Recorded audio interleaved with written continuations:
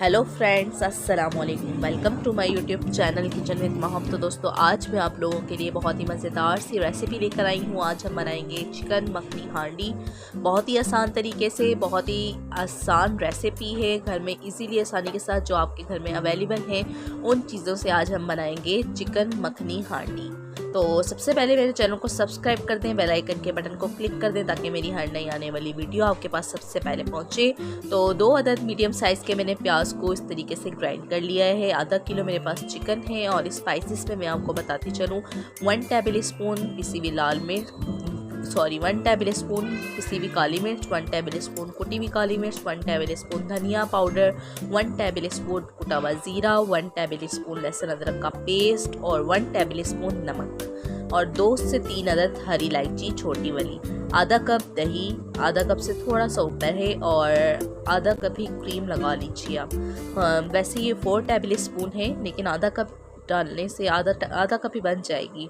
तो इसके अंदर हम शामिल करेंगे 1/4 कप ऑयल और 1/4 कप मैंने इसके अंदर शामिल किया है देसी घी या मक्खन। कोई भी चीज़ अवेलेबल हो वो आप इसके अंदर शामिल कर सकते हैं। और इसको हम अच्छी तरीके से मेल्ट कर लेंगे। मेल्ट करने के बाद हम इसके अंदर शामिल कर देंगे जो प्याज हमने ग्राइंड की थी, वो इसके अंदर हम शामिल कर देंगे।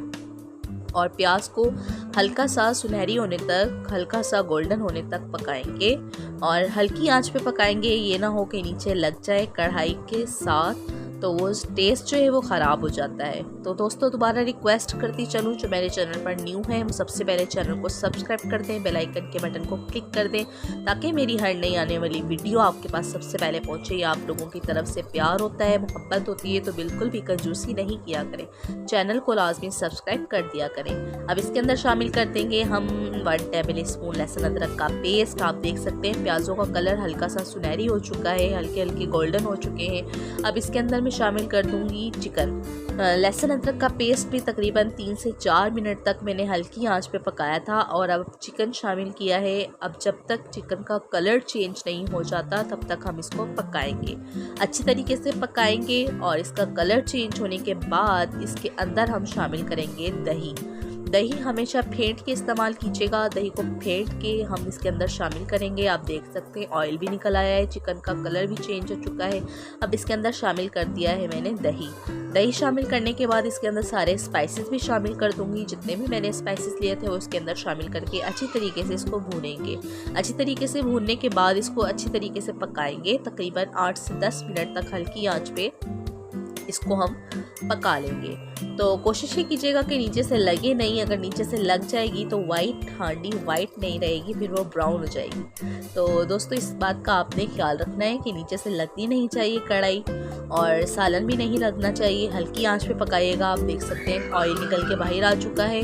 और इसके अंदर अब मैं शामिल कर दूंगी 1 गिलास पानी, और इसको हम 20 मिनट तक तकरीबन पकाएंगे, 10 से 20 मिनट तक। हल्की आंच पे पकाइएगा। हो सके तेज़ आंच पे पकाना हो तेज़ आंच पे पका लीजिएगा। इसका पानी हमने करना है ड्राई।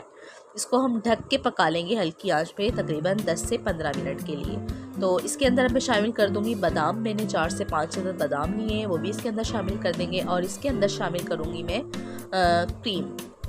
कोई सी भी आपने फ्रेश क्रीम ले लेनी है। जो अभी मैंने 4 टेबल स्पून क्रीम ली थी वो इसके अंदर शामिल कर देंगे। क्रीम शामिल करने के बाद इसको हम अच्छी तरीके से मिक्स करेंगे। अब इसको हम तकरीबन 6 से 7 मिनट के लिए हल्की आंच पे, दम वाली आंच पे इसको रख देंगे।